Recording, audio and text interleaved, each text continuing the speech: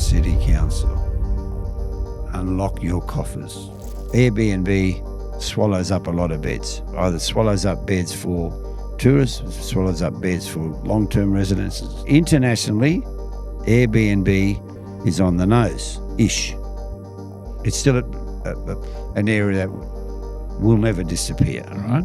My particular beef is that the rules for Airbnb should be the same as the stringent rules that I've got to maintain in a hotel or everybody else has got to maintain everywhere else. So I'm talking about fire and stairs and access and all that. They don't even have to be registered as a business like I have to be. They don't employ the number of people that I employ, like I've got 60 or 70 staff. Yep. There's bad publicity about the old government. This current government's motivated people. But, you know, you've been around, I've been around. They are also constrained by maybe getting a checkbook that's got no money in the bank to deal with, even though they were expecting some positivity. I hope they can offer it where they can offer it, because I don't think anybody who's got any common sense can consider there's going to be a big handout to things. Spending their way out of where they are now is not an option. You know, I'm not sure if you agree, Stuart, that the triggering of the heritage thing was as a consequence of that application. Do you have an opinion on that? Hey guys, I was checking out our data for the last month and realized that over 90% of the people watching our videos are not yet subscribed. If you've ever found value in our videos or enjoyed the conversations, hit that subscribe button now. It really helps our channel more than you can imagine, and it's the only thing I'll ever ask from you. We hope you enjoyed this episode. Michael Anthony, thanks for joining us on the NextGenNorth podcast. Yeah, thanks, Stuart, for the opportunity. So you're a prominent developer here in Darwin with territory roots going back a number of generations. Just to kick things off, are you able to just maybe give us a bit of an insight into your family history, when they arrived in the territory, where they came from perhaps? Yeah, that's not a problem. The grandfather arrived here in 1915 and he, after spending some time in Egypt on the way from Greece. In those days, a lot of people spent time in Egypt while they were waiting for a ship, or they were earning money to get a passage to Australia. In his case, he was there for 3 or 4 years, and he ended up in Singapore with his then-to-be wife, who they met there. And believe it or not, they ended up staying in Singapore, a Greek family in Singapore in 1914. Wow. You know, and then one of the family ended up being able to speak Chinese. That was my Uncle Louis.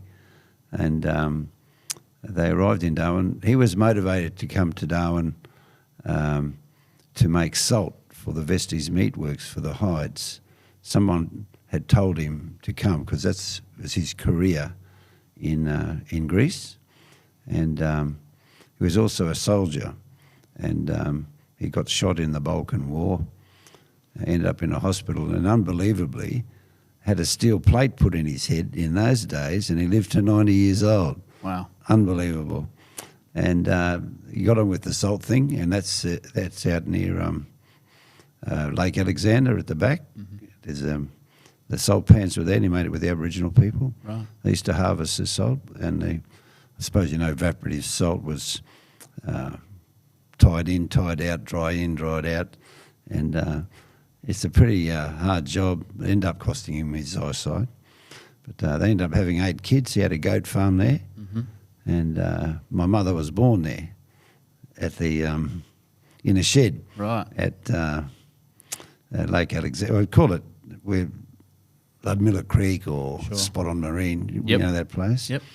And if you look at the hardship issues there, and I'm not going to relate it too much, but white people in those days probably did it harder than other people are doing it today, when all this fuss is going on about different sorts of housing. But, you know, we're not going to go there on that. Yep. And after that, he opened a store in Daly Street, which was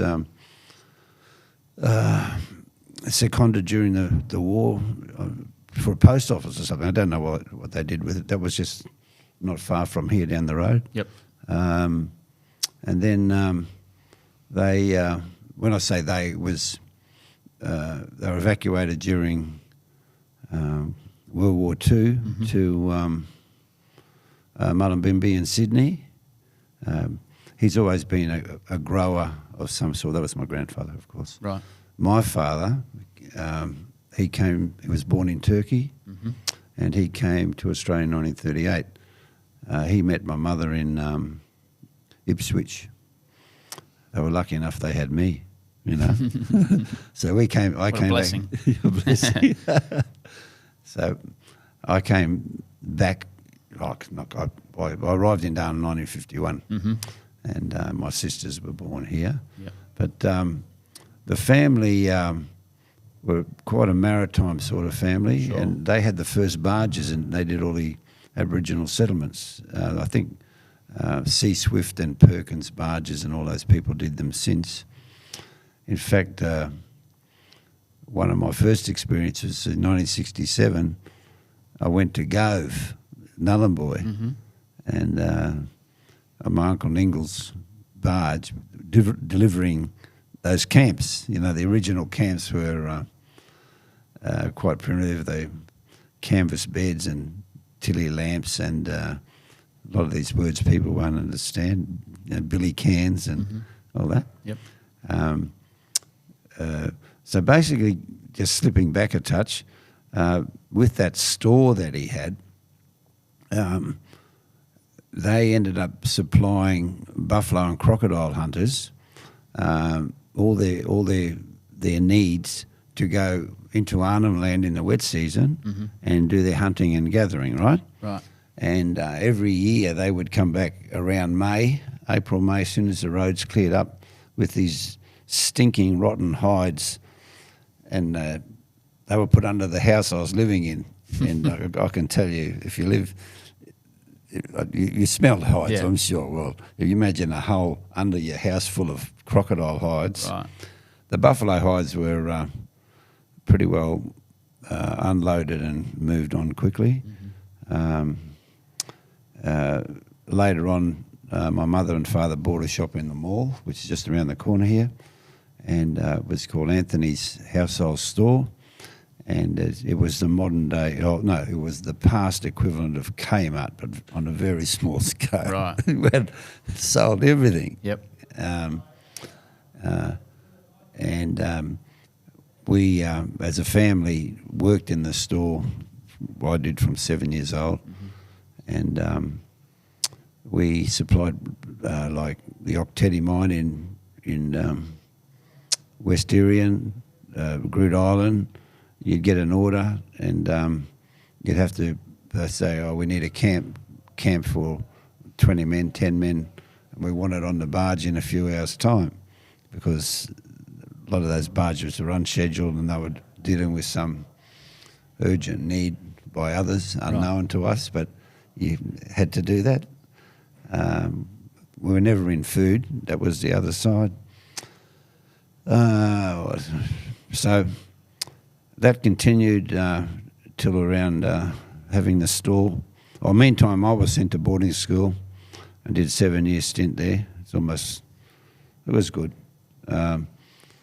You know, Darwin in those days only had about, excuse the expression, but in terms of white people, I think it's about 5,000 people in the early 50s. I went to St. Mary's School, and in 1961, I think somewhere there, St. John's opened, and there were 33 kids in my class, and retrospectively, only 2 of us finished school. Right. It wasn't a sign of the times. There were kids from Retta Dixon. There was a lot of local families, Murphys, Cabillos, Scrimshaws, all from Stuart Park. There was no Fanny Bay. Right. That was like out of town. And then going to Nightcliff was like, that was a mission. Far north. And going to Howard Springs, that was like driving to Alice Springs, you know. It was... So different time. Yeah, that was it. You'd ride your bike everywhere. And there were dusty streets. You'd play cricket after school, and you'd race home when you heard Tarzan come on the radio. Mm-hmm. You know the call of Tarzan on the radio? I know the call of Tarzan. Yep. I think it was the best thing for parents, Tarzan coming on, because everybody dropped their cricket bat and ran home to listen to the next episode. Wow. Yeah. So Darwin 1974 was pre-TV, and most families would listen to serials, Dimitri and, radio serials. They were really popular. I mean, that was it. That was the entertainment of the time. You'd sit around after tea. Anyway, the cyclone came, and we were. I was in the shop. I can't just talk about myself. There's other people involved in this whole thing too. Anyway, the wind kept getting more intense, and I'm not sure it was a Friday night. It was a Friday night. Anyway, I said for Dad and Mum, I said, well, I think we've got to go home. This wind's getting really crazy. And some of the last people in the store were the crew from the Mandorah ferry. Well, they came to get supplies, but they never got to Mandorah. They sank. Wow. And I think there's a lady and two guys. Did they survive? No, they went down. Oh, right. They were never seen again. They came to buy stuff. I don't know what they bought exactly. Yeah. And we get home, and we did the normal Darwin survival thing. What we did in particular, I don't know if you remember beds that had like a mesh base. Yep. Well, we made a cage in one of the rooms around some cupboards and put some beds on top, because by, I think it was, I'm not sure, maybe 10 o'clock, fans and timbers were just coming through the house. There's myself and my two sisters and parents. So basically, we're lucky we had an older Darwin house in Larrakia. It was a square house. And most square houses did reasonably well as against rectangular houses that didn't have the bracing of a square house. Right. What we were doing then, we were drilling holes in the floor to get the water out. You just don't know where this is going, this storm. So I don't know, something around 2 o'clock, we went downstairs, and we survived the turn. When they said about the centre coming and going, well, it did come and go, but it was abating from about. I think it was abating from about 3 o'clock. Moving on from there, we lived under our house in one of our tents, because we used to sell tents for about 6 months. That was okay. Yeah. We had a couple of our workers there as well. And around that time, I got with the store in the mall on Christmas Day, we had our shop was unroofed. So I went downtown, and I had a really interesting currency those days. I had about 20 flagons of wine. Right. Sure, very valuable. Very valuable currency on Christmas Day. Yeah. Anyway, using that currency, I gathered up people who were used to not having a home, and there were many of those wandering the streets. So I paid them to gather up nails and straight iron, and I had some other tradesmen around with money and currency, and we put a roof on our shop on Christmas Day. Wow. And in fact, the currency were leftover flagons from the Country Liberal Party office that we had on site So they never had their Christmas party. It was put to a community purpose. Right. Very good. Moving on from that, I personally got a job in the Darwin Reconstruction Commission. Yep. Just before we move on to post Tracy, we've got the 50-year commemorations of Cyclone Tracy coming up at the moment. It's been a bit of a controversial one in the media.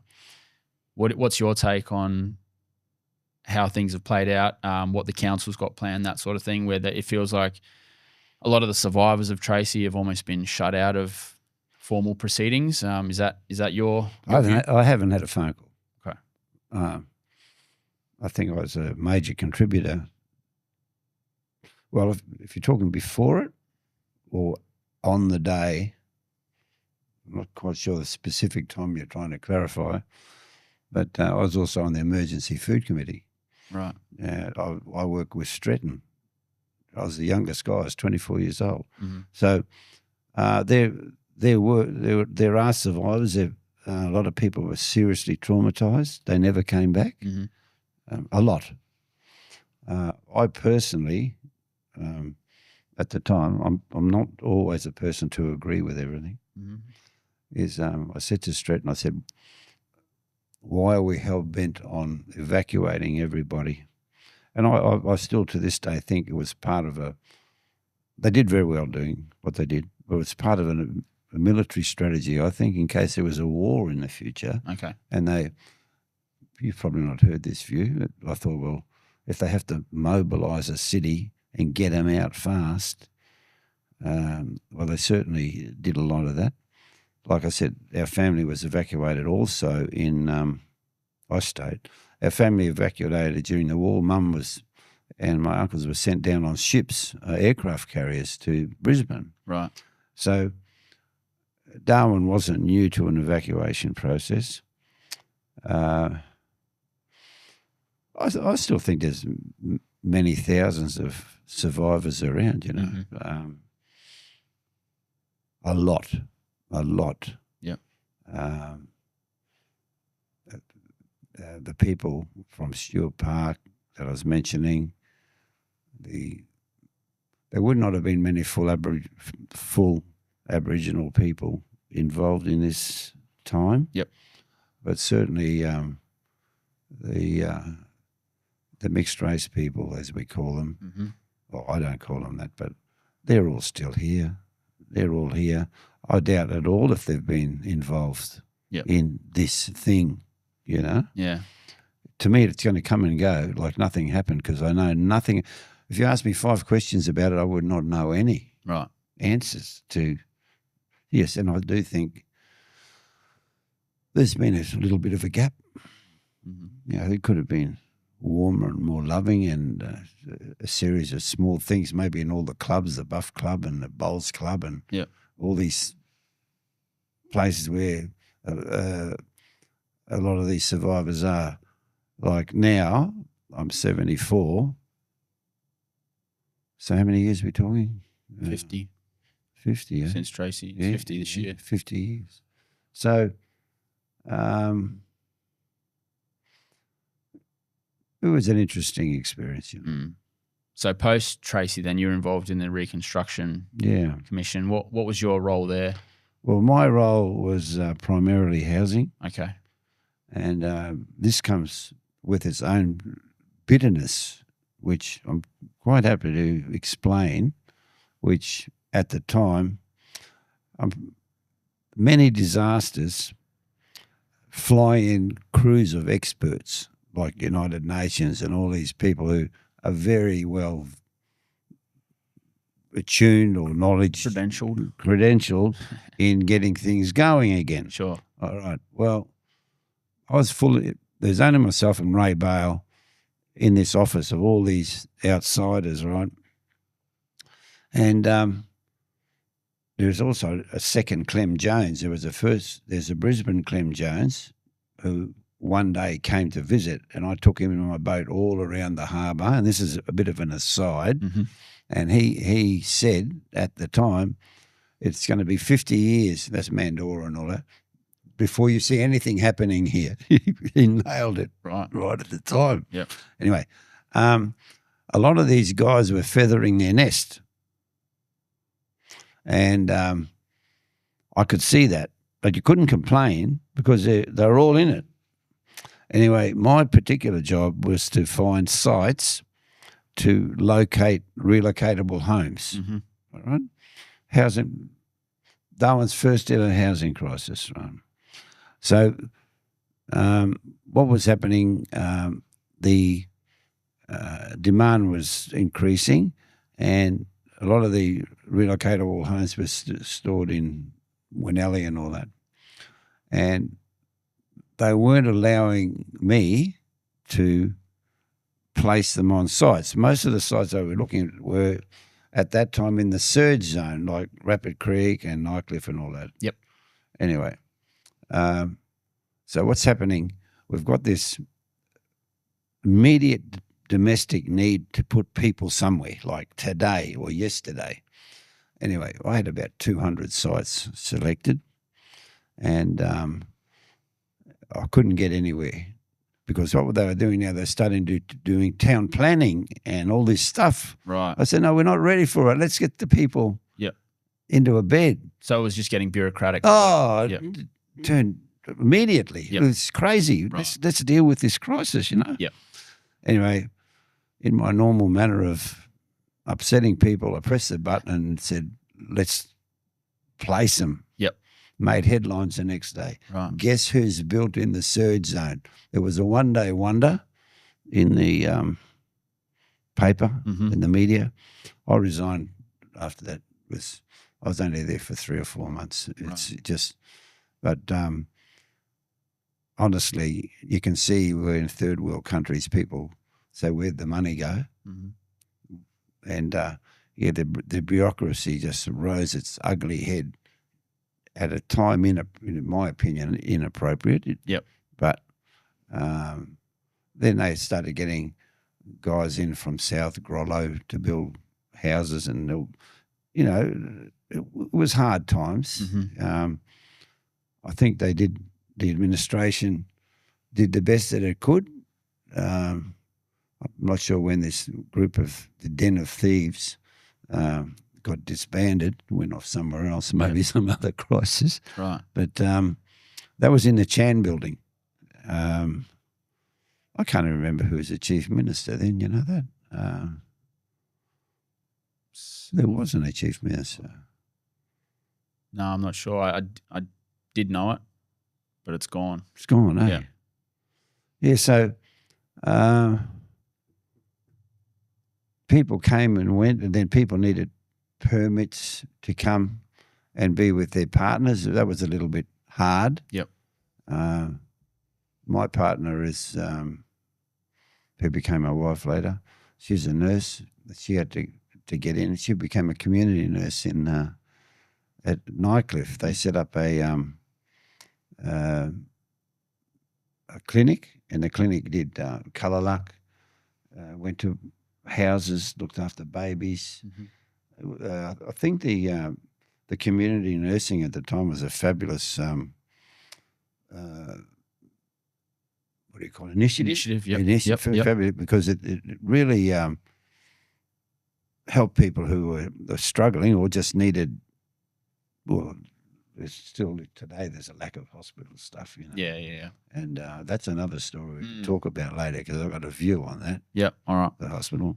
Well, post-COVID, we had the Territory Economic Reconstruction Commission, I should say. Was that a throwback to the 1975 Territory Reconstruction Commission?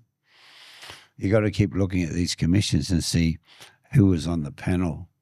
There's always dark figures. Right. I've never known. I've never been honoured to be involved in a panel of any sort like that. But I do know that I wrote a lot of papers on it.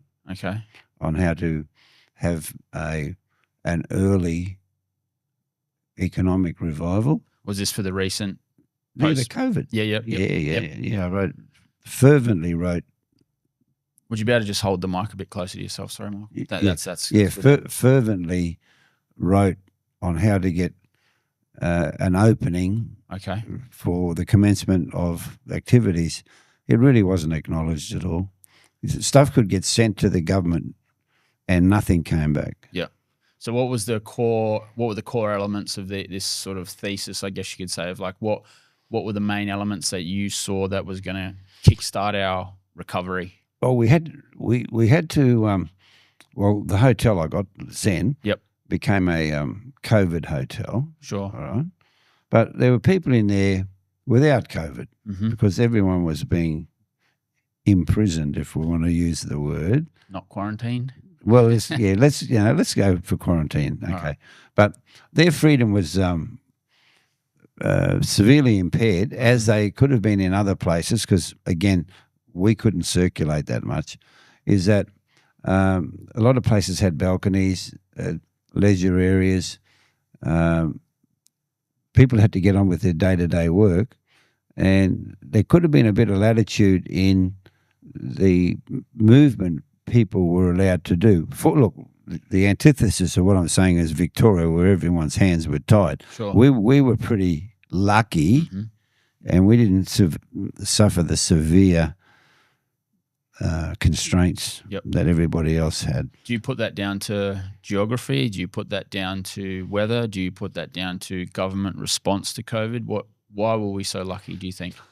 Well, fairly early in the piece, somebody said this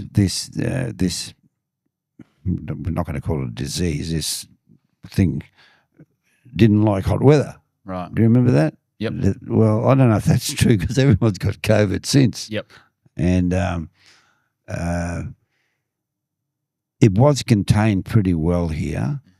The health department CEO and other people, like I said, could have been a little bit when a new thing like that, is it overcautious or is it ignorance or whatever it is? You can't directly blame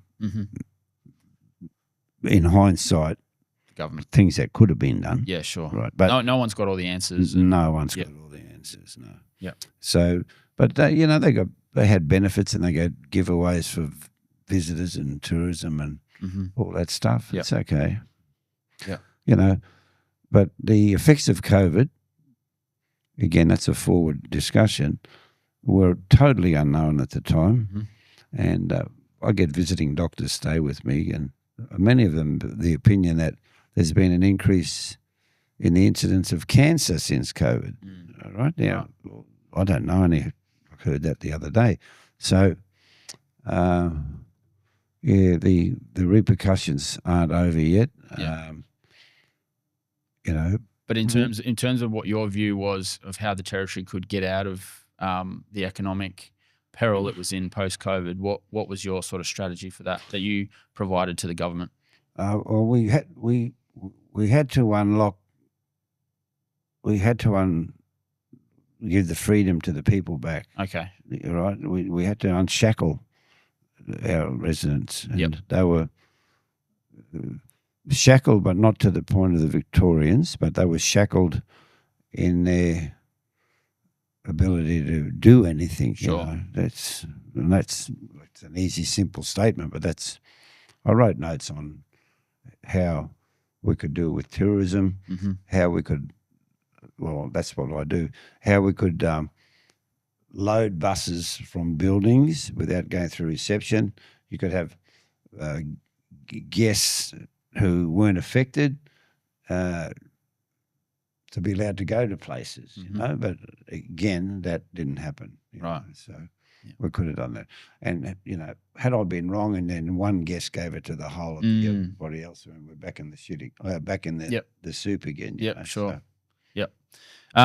So you've built large developments such as Zen, apartments in the city, which I understand has an excellent occupancy rate, like even in tough economic times. Yeah. So what are you doing differently, or what are you doing better than others during tough economic periods? Well, we maintain a very high standard in our rooms, in our building. We offer a level of hospitality, in my opinion, unsurpassed. Well, I mean, there are other places I don't know every other place how they interact. Sure. You know, I mean, just look at our reviews and our occupancy. Right, even now we're 85%. Right, but food and beverage is down, and we have an enormous amount of professionals come. Mm-hmm. And what we do, we make sure our rates are low for longer stays. Right. All right. So there's more of an incentive for people. It's to an stay incentive. longer. Yeah. So, and the fact that we've got apartments is the main thing. Another building I built around the corner was the Zest. That was 100 units, but that didn't go to tourism. That became permanent accommodation. We have another property in town, Capitano's. We won a Brolga Award for that, but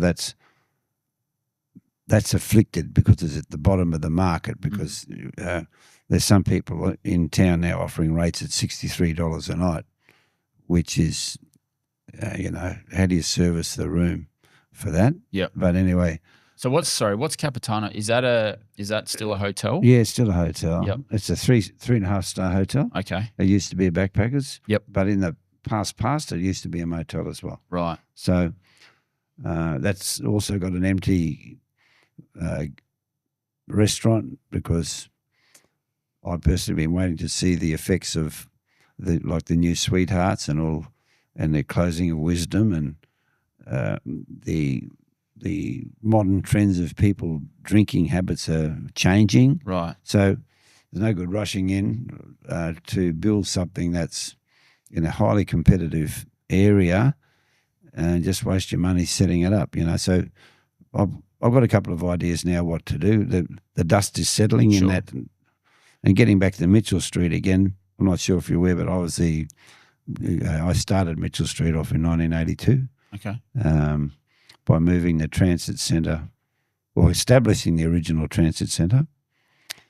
Prior to that, we had a shop in the mall, as I'm telling you, and as a family, we decided to sell that because I could see back in the late 70s where we actually managed or had 38 shops in the mall, and I could see the rot coming then. Yep. And so the whole shift went down. Well, the retail didn't go down. Even now today, most of the shops, this is a bit of a change of discussion, but most of the shops that are in the mall or the city now are quality shops. Quality shops. Yeah, a lot of them are quality. Like they got good labels and good shoes, and you got Williams and you got Pasquale Pearl, but a lot of this higher end product. Yeah, well, it's meritorious that they're continuing. Okay. Like the sunglass shop and all that. Like those people, Nucky Street's picked up a little bit, but the city is the shops that are remaining appear to be strong. Right. So when you say the dust is settling, does that mean that you seeing the green shoots of Darwin, or what does that mean to you? What does that look like? Well, interestingly, there's been a massive, and I'm saying massive, turnover of commercial properties in tourism thingies, like just say, for instance, the Poinciana Motel, that's being sold and it's going to be refurbished. The Vitina Motel in Gardens Hill Road that we used to own, that's just being sold. The Travelodge in Kavanagh Street, that's being sold. Everything's being sold. So there's a bit of a shakeout of, you've got Wisdom is closed, which is a bar. What else? You've got the Oaks is for sale. So there's so is lots of people or lots of corporations selling their hotels, is that a sign of a turnaround, or is that a sign of weakness in the market? Weakness in the market, massive. Which gets back to your first question: why are we doing so well? Right. Because I've got to say we're a really professional outfit. We're the longest. I personally am the longest serving person in tourism in Darwin, and myself, my daughter, in the 90s wrote the tourism marketing strategy. And I won't go on with that, but okay. We could come back to it without stepping on too many toes. uh, they would be burning, a lot of them burning. Just some people and other owners ring me and I say, well, if you can sell it and it's not your main line of business, just take the money, because a lot of them are doing well elsewhere. Mm-hmm. But we don't want any more money leaving town. Mm. The money has been leaving town in bucket loads. Absolutely. And because there's no immediate hope of business increasing. Yep. But that can lead me in a quick other topic, is that just say you got a full aeroplane. Well, that aeroplane now, because of the military build-up, could be more soldiers in the aeroplane. Mm-hmm. Or there's more people in Catherine working on Tyndall who are coming and going, so they're taking up a number of seats. Right. So if you actually dissect an aeroplane, Mm-hmm. there's very few people. There's a lot of people that come and go for corporate reasons. They're consultants for this or consultants for that, right? This is good business. But the number, and a lot of those people or those groups have pre-allocated demands on the airline, and they get the best rates. Yep. That's why we're seeing rates like $1,500 one way and all this at the moment. We're just getting we're not getting our, well, I can't say it again without upsetting, we're not getting our fair share of available seats at the right rate. Right. So that we don't have enough seats coming in to fill up the hotels. Okay. Now, the other very, and I didn't want to make this comment just about tourism, but the other thing that I'm very pleased to say the anti-government's now advising me they're going to be looking at is Airbnb. Now, Airbnb swallows up a lot of beds. Either swallows up beds for tourists, swallows up beds for long-term residents. Anyway, internationally, Airbnb is on the nose-ish. It's still an area that will never disappear, all right? But my particular beef is that the rules for Airbnb should be the same as the stringent rules that I've got to maintain in a hotel or everybody else has got to maintain everywhere else. So I'm talking about fire and stairs and access and all that. They don't even have to be registered as a business like I have to be. Now, there's and they don't employ the number of people that I employ. Like I've got 60 or 70 staff. Yep. And so long as in the government's review, Queensland are on top of this. Mm-hmm. Victoria too, aren't they? They're really putting their foot on. Because it affects the feasibility of projects when there's this unmanageable player in the market. I'm in a position where someone's even stolen my Zen name and they've ended up with 100 units of their own marketing under my name. Right. And I can't do anything about it. And it's very painful. It's really painful. But on the little the very small sprigs of green you're talking about, now that's the real deal, because I was speaking to a future owner of one of the motels yesterday, and he said, I'm starting renovating now. Mm-hmm. So that's renovating. And if in your inquiries, a major building in Micheal Street's been bought, and I'm told it's been converted into apartments.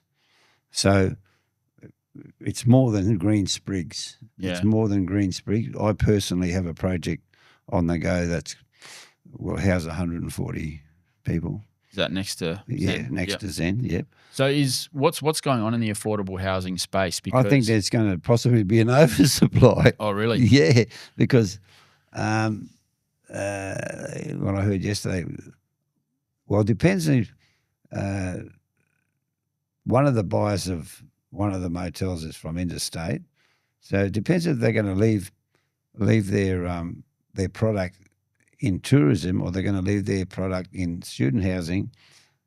Which part of whichever are they going to place it in? But there's probably several hundred rooms being planned in the city now. For affordable housing? Yeah. Okay. So has this been long overdue? Because you constantly hear about public housing waiting lists, that type of thing. Is there suddenly going to be an oversupply of affordable housing, and what sort of impact would that have on Darwin's housing market? Well, the impact's fairly simple. Right? There's been Zen and Oaks were the last two major buildings built in the city. Yep. Nearly 11 years ago. And everything gets back to viability. Now,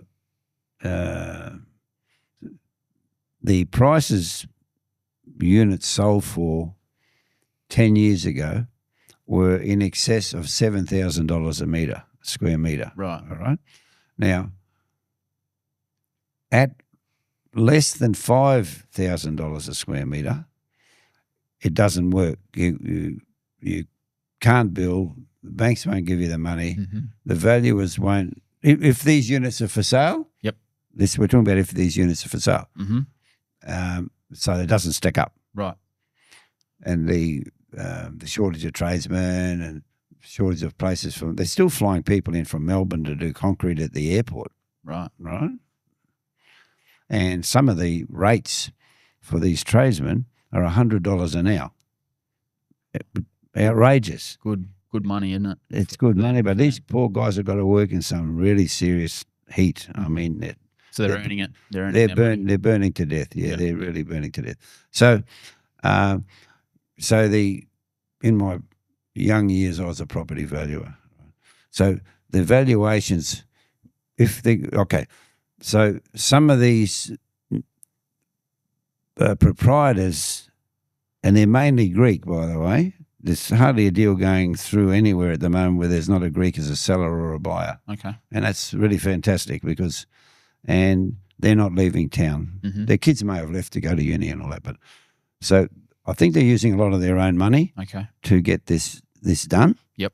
And right. So I think, if in the next 18 months there will be several hundred, between 200 and 300 livable units.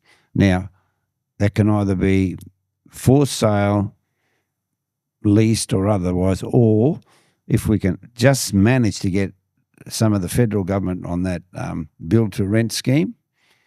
Now, that saves people a lot of money because if you don't have to strata title your property, if just say like myself or some other developer rents them out, you don't have to pay strata title fees on every unit. Mm-hmm. All right. So you may build 70 units and you're only paying council rates on about 5. Okay. So council rates has just gone up to $2,000. Now, in my opinion, that's unjustifiable, but so I think what's on the drawing boards will more than adequately pick up this demand. But that's not to tell you what the waiting lists in public housing are going to do, because it's whether or not they want to come on board with what's being built. Yep. Because you don't want they might say, well, we want it this big or that big or whatever sort of big is. The bigness relates to the value. If you build that 40 square metres or 80, well, you get twice as many units at 40. So it should be a transition. My view on housing is put as many people in as many rooms and beds as possible. And then if they want to move on, that's fine if there is a stepping stone. Right. But if there's nothing initially, there's no stepping stone. You lose them, they'll go away. And so at the $5,000 a square metre mark, is it still viable to build affordable housing in the city?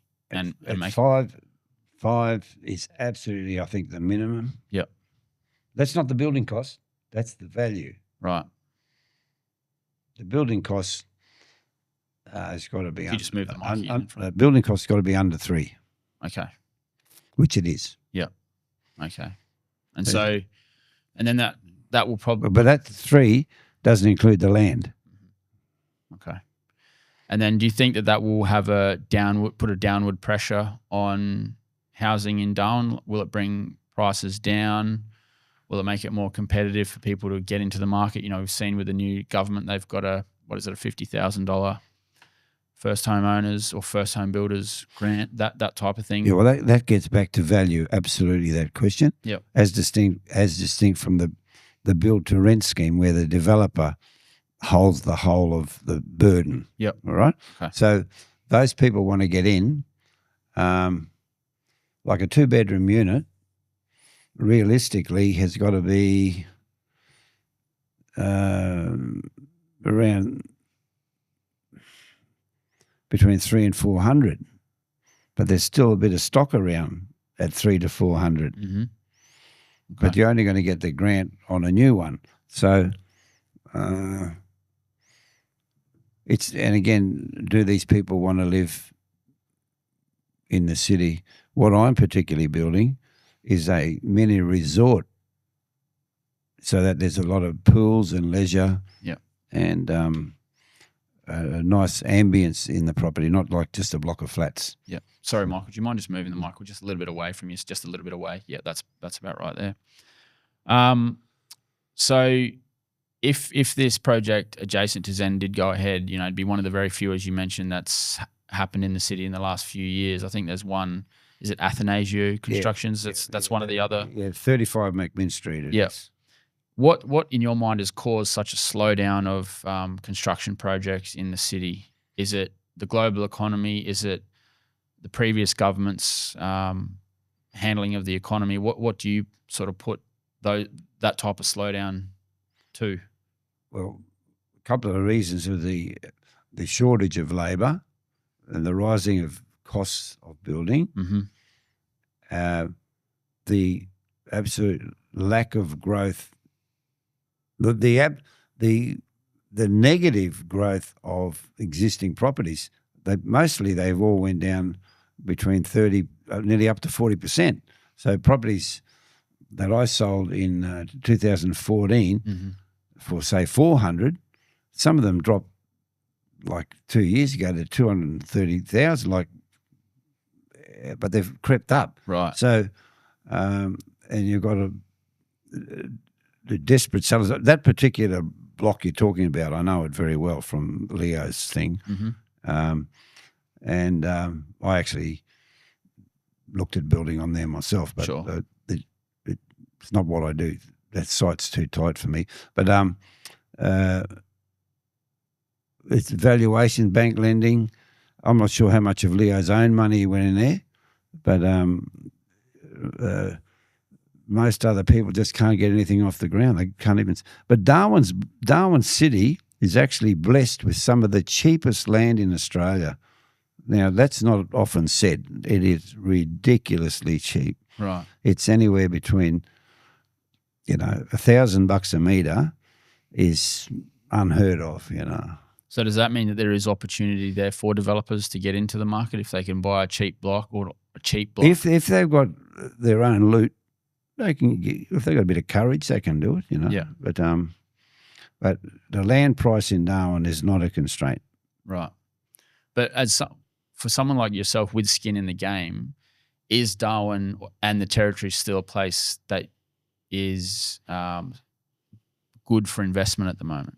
Is it a place where you think we should be investing our money? For existing property, right, it's a bargain. It shows some of the best yields in Australia. And I suggested to some people a few weeks ago that we market this interstate, right? But not like Rain and Horn or Hookers or anything. We regionally market the benefits of investing. Well, we say Darwin, right? And it's our yields and our prices are like so much better than everywhere else. Yep. We've got to sell ourselves better. And I spoke to a few agents and I said we need to collectively market our asset, our city asset, well, our asset, Mm-hmm. and none of them disagreed. So then what's stopping investors? Is it the stagnant capital growth on property that's maybe stopping them from investing here, even though you get those really good yields, as you mentioned? Yeah, well, look, there was bad publicity about the old government. Right. And this current government's motivated people. It's a breath of fresh, it's considered as a breath of fresh air. Yep. But, you've been around, I've been around. They are also constrained by maybe getting a checkbook that's got no money in the bank to Sure. deal with, even though they were expecting some positivity. I hope they can offer it where they can offer it, because,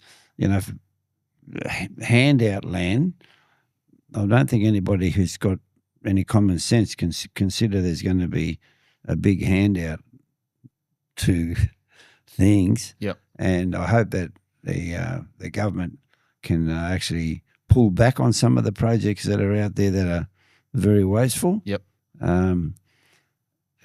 We want them to survive. I personally want them to survive, and you and I know spending their way out of where they are now is not an option. There's just. So do you see tightening of the purse strings as a way for the territory to, I guess, stave off an economic downturn and try and put us back on the upswing? Yeah, we've got to cut waste out. Is that government waste? Yeah, there's government waste. Yeah.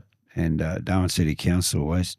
And that's the other thing. The Darwin City Council and the anti-government don't really work hand in hand, in my opinion, to further the benefits of this city. I mean, run around and try and see. What we've got to do is those very few visitors that would get in on a plane stay longer. Yep. And have something to do in town and spend more money. And the Darwin City Council should be fully focused on this, because the way they're rating, they just keep charging the rates, and the rates were traditionally based on property valuation. Well, they've all fallen, but the council rates still go up. Right.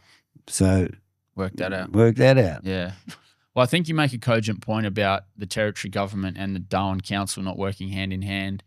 Case in point is the provisional heritage declaration made over the entirety of the Esplanade. I'd love to get your view on this, because, I mean, I find the act of a provisional declaration interesting, because that in itself locks the Esplanade up and essentially prevents anything from happening to it, while they actually determine the true heritage value of the Esplanade. Where do we go from here? Is that a good thing? Do you see the heritage value as bringing bringing value to the CBD? Is it a negative thing? Like, what's the potential of the Esplanade for a developer like yourself with interest in the city? What could some of the positive flow-on effects be of a developed Esplanade? There's a couple of questions there. Well, firstly, we'll start with the Heritage Declaration. Yeah. Is it a good thing, or is it? The Heritage Declaration is probably a knee-jerk reaction to that development that they tried to put there, the RSL thing. RSL, sure. Okay. Yep. It shouldn't have even allowed to be born, that concept, my personal view on that thing. So, however, having an RSL, I hope this is not just focused on this particular thing. You may be aware that there are 2 or 3 oil tanks on that Esplanade, right? Yep. Now, an idea I suggested many years ago, it gets back to this heritage thing, was to move Admiralty House on top of one of those tanks. All right? Now, it would have given the RSL a home. There would have been no impingement on the park and all that. I don't think the public's totally against the RSL having a home, which is now nearly too late anyway. But the interest that, I'm not sure if you agree, Stuart, that the triggering of the heritage thing was as a consequence of that application. Do you have an opinion on that?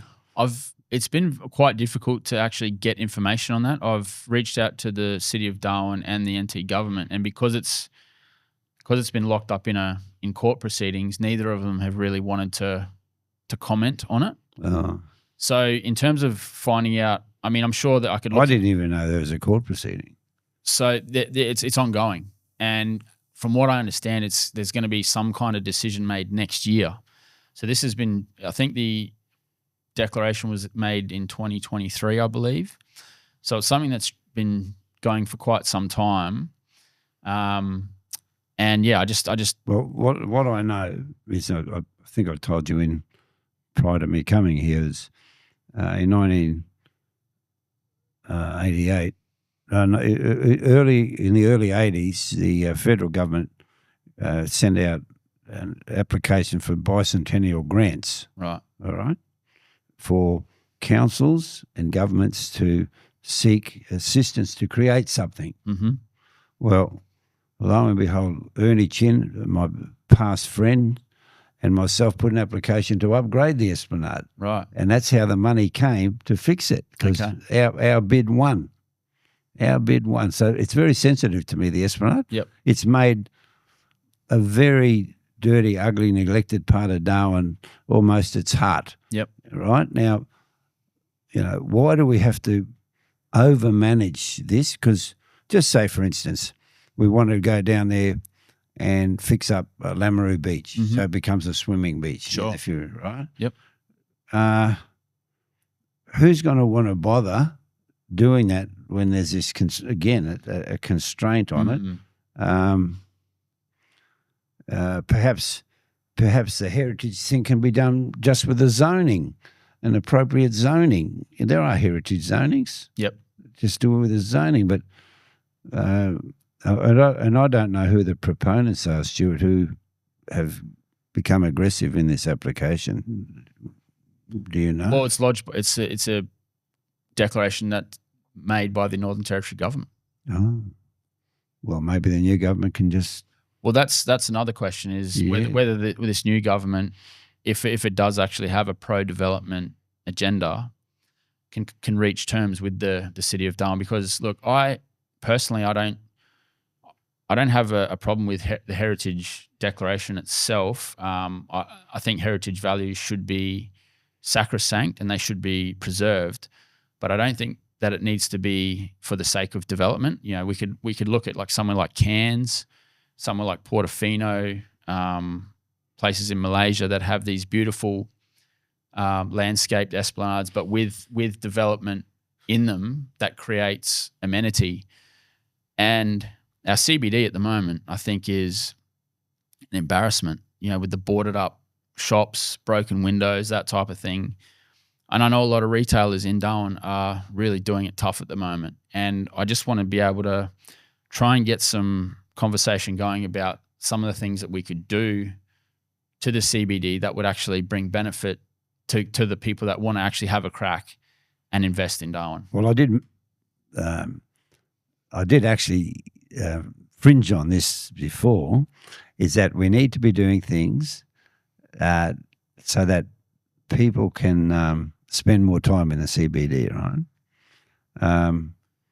Now, that's been. I was a councillor once. And this is one of my. I actually sat for mayor once. That was a bit silly, but yeah. So yes, there's no question. But building a competitive commercial precinct to what's already crumbling is not a good idea. What we've got to do is put life into call it the dying patients of the city now, which are those empty shops, and we've got to look after those people. Sure. Now, I heard yesterday that the City Council, in their new city development are putting retail in the new council chambers. Now, again, that's drawing people away from the CBD. Mm-hmm. Now, something most people in Darwin don't know, but in the early 80s, where they've just built the uni, right? Yep. A prominent Darwin developer wanted to build a shopping centre there. Now, I mustered up enough votes in council to stop him because my view was, why let someone go and build a whole new shopping centre over there when they can spend a little bit more money and come and buy up a whole lot of land that's already in the city? All right? Right. So I don't mind revitalisation, but look what we got now. We've got a uni. I won't go and tell anybody that I stopped the shopping centre, but that's just another thing I did, right? So revitalisation, okay. Just say we look at things like the car park. We could do a go-kart track there. Mm-hmm. Now, are you familiar with Canberra at all?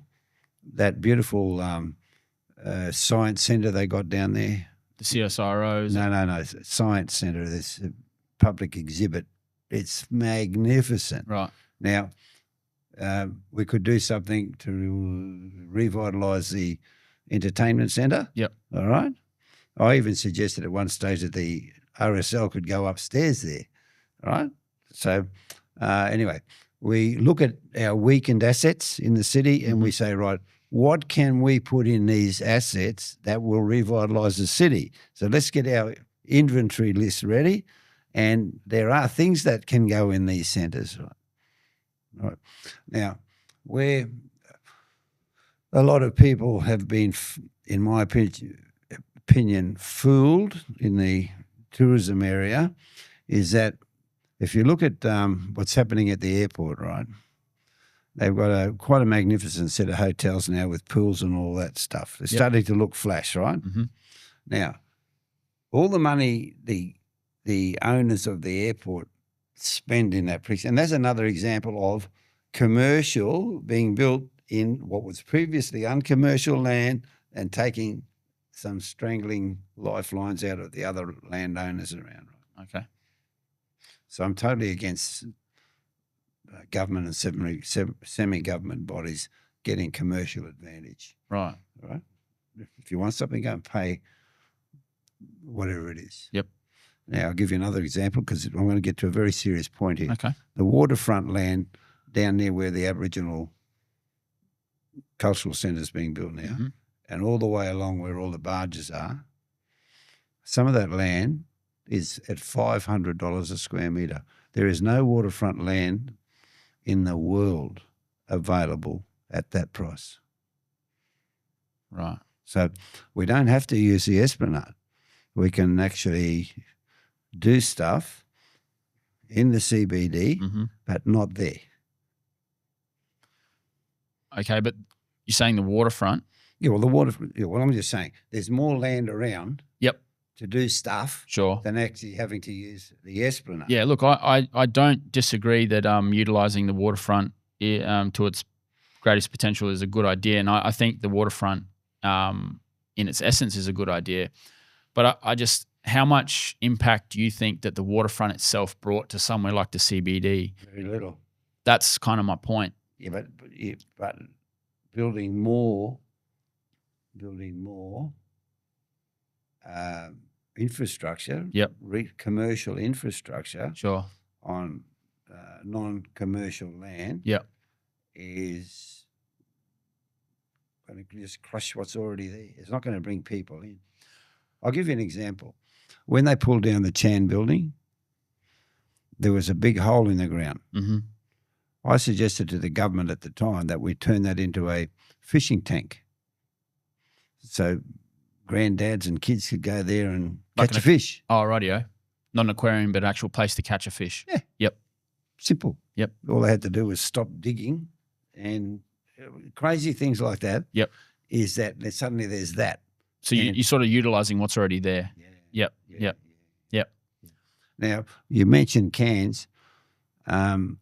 Cairns has, I spent a bit of time in Cairns this year, has an amazingly wider set of exhibits and things to do than here. It's amazing. It's quite a lot. Yep.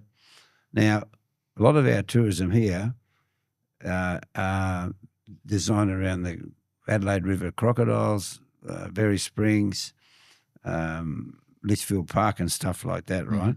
But there's very little in the city to grab and hold those people, all right? Now, another statistic that will reinforce some of the stuff that I've said before, last year, or year before last, I built a laundry in my building because the laundry supplier couldn't keep up and he had machinery breakdowns and a whole lot of stuff. So I went to see them the other week. I said, how are you going this year? They said, we're insanely busy. I said, how can you be insanely busy? Because you and I know tourism is not insanely busy, right? He said, most of the big hotels have one-night stays. I said, oh, that makes sense. All right, all the linen out, the turnover. all the linen in. Yep. So, but this gets back to another thing about the aeroplanes now, right? So you got all these people flying in for one night, taking up all these tourist seats and getting on the boat. So we all think, we'll get back to the airport in a minute. So we all think that, all these cruise ships are great, but they're not so great because they're taking up seats. Right. Right. Now, and this is happening a lot. I mean, and even again, they come in the day before. Some of them, and we just love those guys who have a few days before or a few days after. Thank you very much. That's really good. Yep. So there's another loss of seats and capacity for us because to deal with all that, you need fewer aeroplanes to satisfy a 4-night stay as against a whole pile of 1-night stays. It's just mathematics, right? Yep. Now, I'm going to get back to the airport. That's okay. Yeah. I'm going to get back to the airport. 2 weeks ago, I went to Pine Creek because I heard there's a fabulous museum there. Have you been to it? I don't believe so. It is a ripper. Okay. All right? Is that an old Goldfield museum? Or it's basically full of Holden cars and about 100 vintage motorbikes. Right. You would not believe that in the middle of the wilderness there's this fabulous exhibit, all right? Now, we need those sorts of things in the CBD. We need some entertainment-y thingies, kids thingies. Yep. That's what we need. So are you saying that there's actually a lack of product within the CBD itself? Total lack of product. So how then do we incentivize product to the CBD, to Darwin, to the territory, to then incentivize or motivate travelers and tourist travelers to then stay for those 4 days, 5 days, a week at a time instead of the corporate one-night stays? Darwin City Council. Right. Unlock your coffers. So I just can't think of this place in Canberra. It's won the tourism award many times. It's for young and old, and it's just fabulous. And they do have travelling expos of that, and I know the museum in Brisbane has them, and they come. We just don't. I mean, we have our month of all those plays and things, don't we? What do you call that? You know, all the shows we have here in August or September. The business? No, in Browns Mart. Okay. Yeah, that's okay for those sort of people. That festival's good. Yep. But we need permanent exhibits. Yes. And like the Flying Doctor thing, right? That is really good. We need more of that. So when you say the City of Darwin needs to open up its coffers, what does that mean? Grants? Does that mean? No, that means them establishing it and managing it. No one's going to open a museum because there's no, you can't go to the bank and say, I want to open a museum. We've got to get them. So in the mall, you got all those empty shops. Well, what can we do about that? That's where you're on about it. And Yep. um, Well, they decentralised the city years ago by putting stuff in Winnelli and all that. It's hard to reverse what they've done. Right. So, but then with the empty shops in the city, they're all privately owned. Correct. So then how do you motivate private owners to maybe lower rents, or, you know, how do we do that? Well, first of all, we've got to we've got to lower rents, create some atmosphere again. Yep. All right. And then with those lower rents, we can see if we can get some civic interaction again, that like the council Yep. Sponsoring this or sponsoring that. They're just so far disconnected. Hope, you know, if they ever listen to this and are going to throw a stone at me, I think they're totally disconnected. Yep. You know, the Prap pool is a fantastic asset. It's a beautiful. In fact, after this chit chat, I'm going to have a swim. But because, look, can I just interject and just maybe you could provide in some insight here as a property developer and long-time Territorian, is what motivates a building owner in the city, for example, say that they're charging $1,000 a week for say a shop front, just as an example. It sits there empty for 5 years. Why wouldn't they then drop it to $500 and try and get someone in there? And then if you can build, you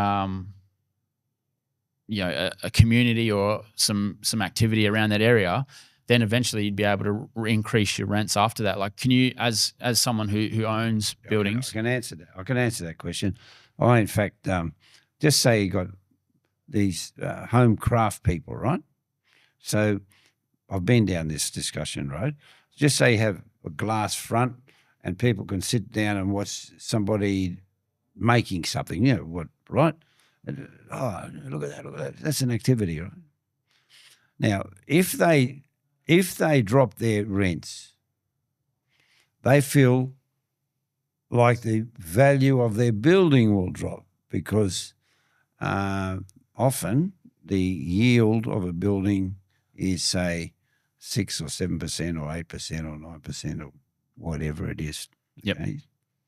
So if they drop their rents and they've got a intended purpose of maintaining their valuation or selling the building, yep, the reduced rents will reflect in the value. Right. Now, most of the people you're talking about in the city have so much money it shouldn't bother them. Yep. And I'm sure you know. And I'm aware of that. Now, look, I don't want to put the squeeze on people that have had skin in the game, and they've, you know, maybe they've invested in Darwin when no one was investing in Darwin. So I don't want to push those people out. It's just that if we could just encourage activity, that I think that's what can really unlock the potential of the dormant buildings in Darwin. Well, most of the mall is owned by historic, wealthy landowners. Yep. It wouldn't, in my opinion, bother them an iota if the shop's full or empty. Sure. So are these then also, are they tax write-offs? Is that like another loophole that maybe incentivizes buildings to stay dormant? Is that another thing? They can write that off on tax. Well, it's not actually a write-off. They just make less. Yep. Instead of just, say, making $1 million a year, they're going to make $700,000 a year. Right.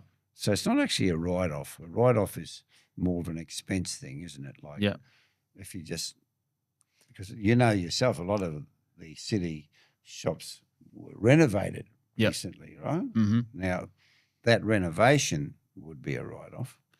Well, but not the loss of rent. I guess that's assuming then that the owners don't own the buildings. Assumes that the owners own the buildings outright. So if they've got a mortgage on them, and they're not collecting rent, then it is an expense write-off, isn't it? So then they can minimise maybe some of their other stuff. So I think you'd find that nearly Because I know all these owners, and I'm not Yep. going to say their names. I know every one of these owners, And I've got nothing against. I've got nothing against them. I would say they own their buildings, Right. So that's unless they've leveraged them. Yep. For something else. They've owned them for so long. Yep. They should have no debt. Yep. On those buildings, and that's fine. Like, they've paid their buildings off. More power to them. It's just that it would be great to see more activity in these empty buildings, and if there could be some sort of mutual benefit or give back, give back. Look, that's up to them whether they want to be so charitable. But I just think, in the best interest of society, is there a way that it could be mutually beneficial for the building owners themselves, and then the wider community? I think that's what we need to focus on. If we can find out the answer to that, I think that's when. Okay, now it's starting to. Okay, so you have more shops that are full, right? So I'll get back to the airport idea again, right? Okay. Now, it's very convenient for people to stay at the airport if they're just coming from Catherine and they're flying out in the morning. So none of that's coming into town, right? Yep. Well, some of the boys might go to the pub. Okay, so we've got that whole growth of that not coming to town thing. Then you've got the airport lounge itself, right? Or the airport lounge itself. Yep.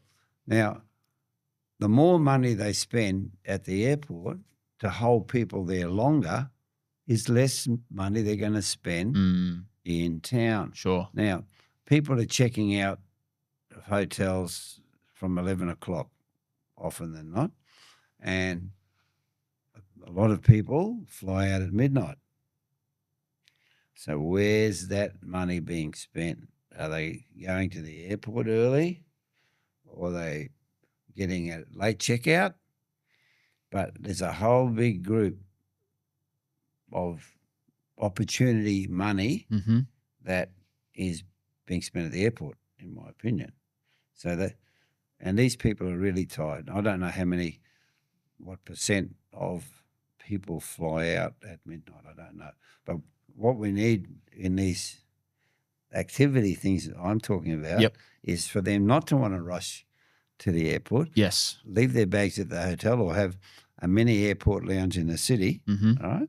So that these people can spend 3 hours more or 4 hours more in town. Now, they need something to do with that. Even these cruise people, we need for them to dump some money in town. It's no good all these cruise people, and there's thousands of them coming. We've got to get them to spend money in town. So the activities, I could probably give you a list at a later date. I've been down this mental road before. Just say somewhere nearby over here that we build a solar village. So the solar village would be get all the manufacturers of solar bits, whatever they are, panels and recharge, and build a village so that and you'd have a little farm around the village and some pumps and all that. So a lot of the people in Winnelli who sell solar equipment, but the solar village, or manufacturer A can be here, and then people go through there and look at that and this and that, because solar's a pretty well current topic, isn't it? Sure. So you can show them the opposite. So people who are unaware of solar things, right, they could go and look at them. So it's showing them how it works, and like not a museum, but that type of thing. A working thing. Sure. Down at the waterfront, as you come around the roundabout, and then just up on the left, next time you go past, you'll see some fallen rocks, but there's a little road, and there's a big cavern in there where used to be an oil tank. Now, I've drawn up a plan where you can connect the city to the waterfront over that hill and through the bush and through the old oil tanks. But another nutty idea of mine is that those Navy boats they've been pulling apart, you know about that? Yep. Is we put one across from Travellers Walk across the road, and that becomes the bridge. Yep. All right? So that's a bit wacky, but it delineates the naval precinct. Yes. All right? Yep. So I've got a whole long list of wackies, but we need to connect the walks, the people, the shops, the things to do. I've been going on for this for 30 or 40 years. It's just... Well, Convat Skylas, to his credit, brought out, I think he brought out the Darwin City Strategic Projects Prospectus, I think, in 1920. Did you ever have a look? 1920? Like as in 2019, 2020, 1920? Did you ever hear of that? 2019. Yep. And 20. Anyway, about 5 years ago, the city of Darwin released a prospectus with some strategic objectives. Yeah, and it had a lot of similar elements to what you're talking about then. A boardwalk connecting, I think, the city to Lamoureux Beach and that type of thing. Yeah, like I've seen it, yeah. But it seems like a lot of those type of things just fall by the wayside. Why is that? Because they don't have a real commitment. I think the Darwin City Council is so distant from tourism. Right. It's an embarrassment. Mm-hmm. And is there, in the modern day, is there so many competing interests as well that sort of gets us stuck in this quagmire of people pulling in different directions? Is that another problem? No, I don't see that. Okay. I see, like, just say you look at these shops, you're saying, like, let's look at it as the dying patient. Mm-hmm. Right? Yep. We need to revive this patient. This is what you're talking about. Yep. So, but people might have a different idea about how to do that. That's right. Yeah. They all do. Yep. But doing nothing is not a solution, right? So, so this patient, does he need whatever? So doing nothing is what's been happening in all we do is get new parking meters, eh? Yeah. That's very important. Well, do you see the new government changing things in terms, not necessarily the city of Darwin, but the newly elected CLP government? What sort of vision do they need to have to take the territory forward? Well, I think you've talked about it the whole session here, is we've got to take some of the slack out of what's here, like this rot. We've got to. But is that slashing red tape? Is it shrinking the public service? Is it expanding the public service? Okay. Well, let's public service can be. You can do it, let it by naturally. Mm-hmm. But committed naturally. Yep. Through attrition. Is that attrition's the key word? Yep. Yeah. Or attrition plus a little bit. You know, like the Darwin City Council's in terrible situation with its staffing, really in a big mess. Now, getting back to the NT government,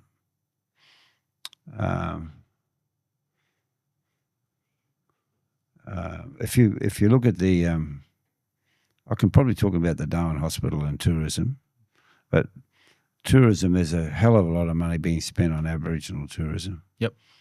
Realistically, in my opinion, most of it's being wasted. Right? It's well-intentioned, but wasted.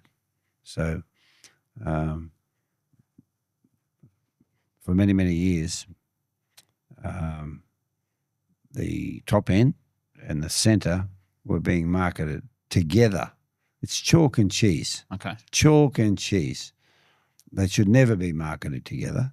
And if possible, we could sell Alice Springs to the South Australian government. We'd all be better off. All right? Because there was a move once about Centralia, you know. Right. But now it's a weeping wound. And a lot of money was put into Yalara, and look what's happened. They shut the walk down. Well, we just should say, well, you know, the rock's shut. We're out of here. When you guys decide that you want to be fully committed to being involved in territory marketing and this and that, give us a call. In the meantime, go and do your own agenda. We're not giving you any money. Mm-hmm. So then we save that money and put it somewhere where there would be growth. Right? We've got some of that problem at Kakadu. Right. You know, we're closing this fall and we're opening that fall, and why can't we at say Wongi Falls, why can't we keep it open all the year? Let's de-crocodile it. Yep. Let's get serious about it, right? All those things. So more cooperation needs to happen between, traditional owners, government, local and state government. If you don't play ball, the private sector, all of those. Yeah, if you don't play ball, you're not getting any money. Mm. We're out. We're just out. That's a hard. I wouldn't find it hard. Mm. You're in the game, you're out of the game. It's because I personally have nothing to do with Aboriginal tourism in my marketing whatsoever. The number of people who come here for it as against those people who come here and see it, like in the things to do, that's good. Yeah. And that museum is probably going to be good, the one they're building now. I hope it is good. Yeah. Well, I mean, I see places like Kakadu, that should be the jewel in the crown of the top end, right? Yeah. And it seems like the township of Jabiru has really gone to rack and ruin in a lot of ways. And I don't know what I think they're restoring it. They're restoring it. But some people think that that's probably 20 or 30 years too late, it's...